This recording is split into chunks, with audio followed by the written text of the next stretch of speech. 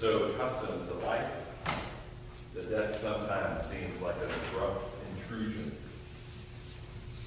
And so when we watch this story unfold, even if we know that it is coming, even if we know how it is going to turn out, it can be shocking and disturbing. And even more so when those words come out of our own lips. Let him be crucified. Let him be executed. Let him be killed. And when we say those words, when we imagine ourselves in that scene, I think that one of the things that we feel is shame. Shame is a powerful emotion.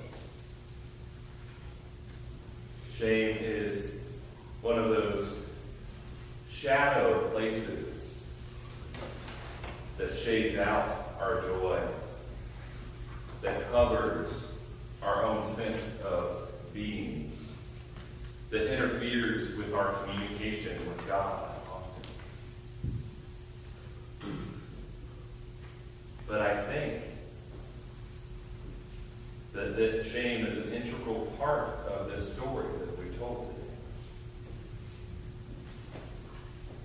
Because what died on that cross was our shame. God, in our form, humiliated beyond recognition, spat upon, beaten, disrobed, hung in public on a piece of wood. Not just his humility, but our shame is there too. Jesus, who knew no sin, became sin for us. Jesus, who knew no separation from God, became our sense of separation. And when those of us who have decided to follow in the way of Jesus are baptized, we say that we are linking ourselves to Jesus' death. And I think that one of the things that means, I think one of the things that invites us to consider, is that it is our shame, our inability to look God in the face, that has him hung on that cross and executed. So that on the other side of death, and we will get to the other side of death, on the other side of death, we can look God in the face. God who has been searching for us and seeking us and calling us home all of our life. We can run into those arms with gratitude rather than shame. In our very origin story of creation, that account of humanity walking in the garden with God, you may remember that when their eyes were open,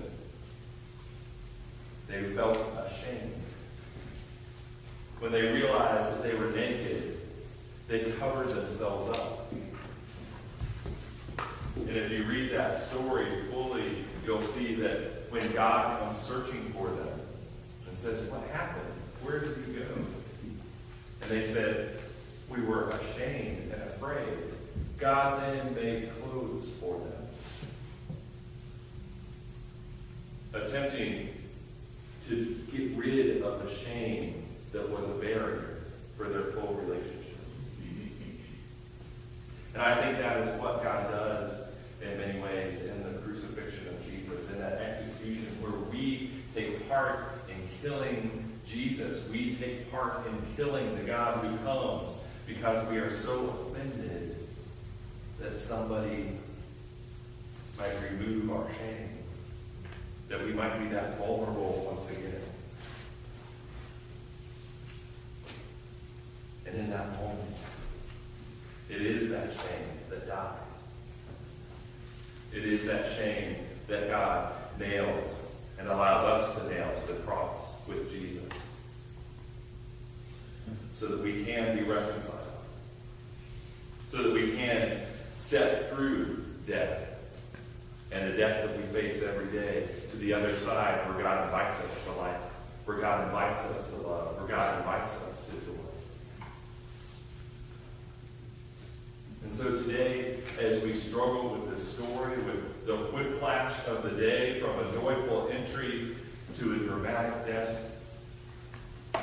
I invite you to wonder what God is doing in that moment.